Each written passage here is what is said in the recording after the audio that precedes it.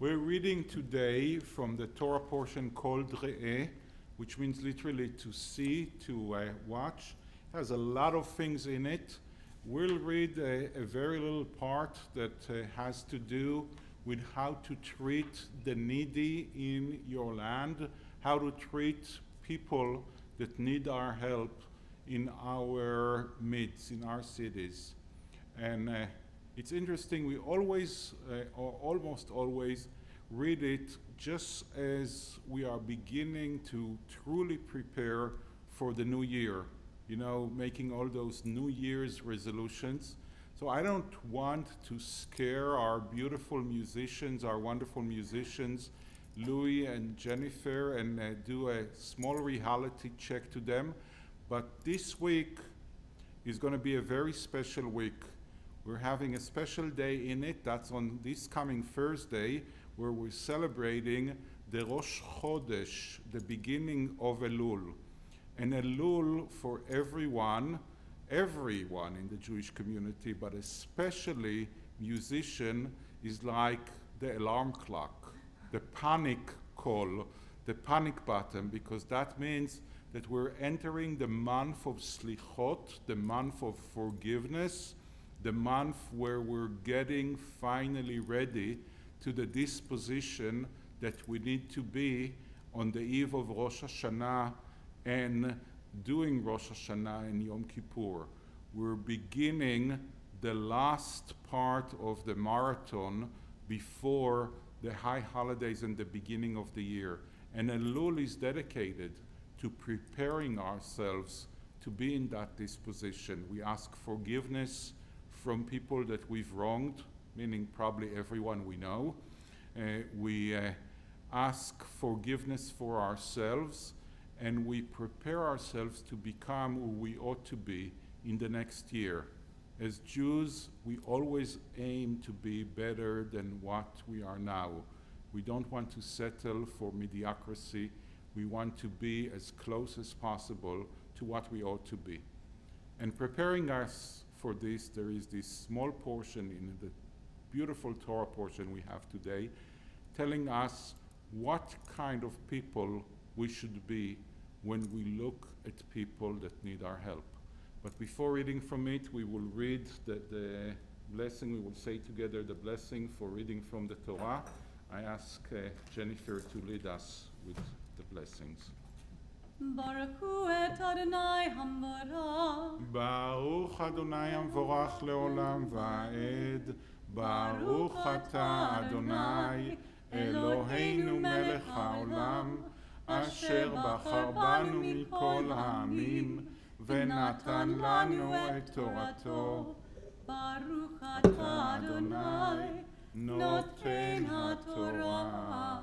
אמן. כי יהיה בך אביון מאחד אחיך, באחד שעריך בארצך, אשר אדוני אלוהיך נותן לך, לא תאמץ את לבבך, ולא תקפוץ את ידך מאחיך האביון, כי פתוח תפתח את ידך לו, והעבד תביטנו די מחסורו, אשר יחסר לו. ישמר לך פן יהיה דבר עם לבבך בליה לאמור, קרבה שנת השבע, שנת השמיטה, וראה עיניך באחיך האביון, ולא תיתן לו, וקרא אליך, אל אדוני יהיה בך חטא. נתון תיתן לו ולא ירא לבבך, ותתך לו, כי בגלל הדבר הזה יברכך אדוני אלוהיך בכל מעשיך ובכל משלח ידך, כי לא יחדל אביון מקרב הארץ.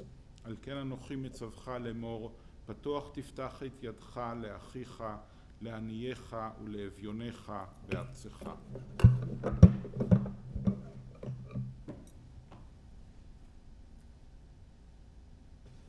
The translation goes like that.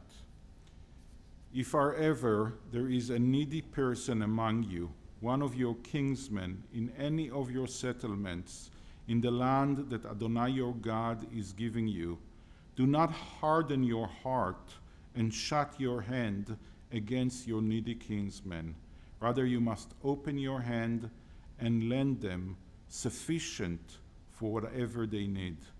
Beware lest you harbor the base fort The 7 year is coming, the year of remission is approaching, so that you are mean to your needy kinsmen, and don't give them nothing. They will cry out to Adonai against you, and you will incur guilt.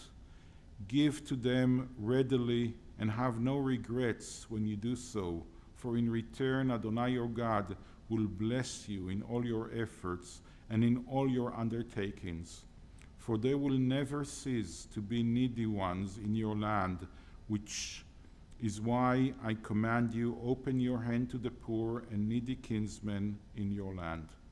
So I want to focus. It's a beautiful portion. God knows, Moses knows that we have the tendency not to always be kind, to be thinking too much about ourselves, and then not to literally, as it says here, open our hands and give to the needy. But it also has a verse that the translation totally misses what the Hebrew says about how to give to the needy. And the verse goes like that. You shall open your hand and you shall give them.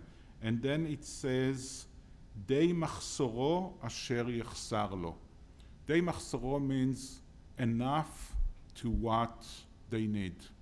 And then it says asher yechsar lo, which means that they lack. It's actually contradicting in a way. The first says what I think is the system of helping poor in the United States of America and in most countries in the world. There's like a general assumption of what is the basic needs of a human being, not to die of hunger. So just give them that.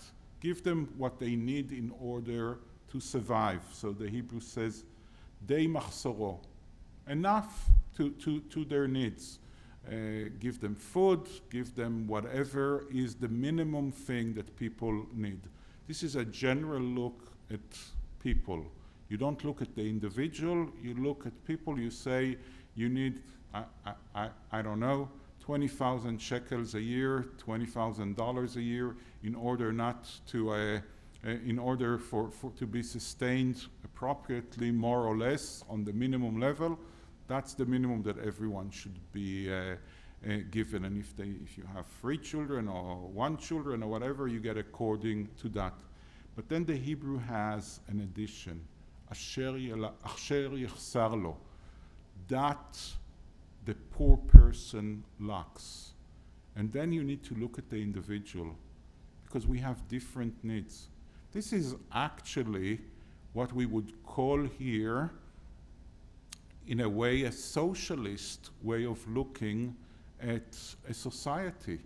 People have different needs, and you cannot just say, well, if someone is poor, tough, I'm going to make sure that they're not going to die of hunger, that they're not going to freeze to death, but I'm not going to make them comfortable, or if they really want a new iPhone or a new Note 8 or whatever new phone there is out there in the market, they're not going to get it. That I'm saving for myself.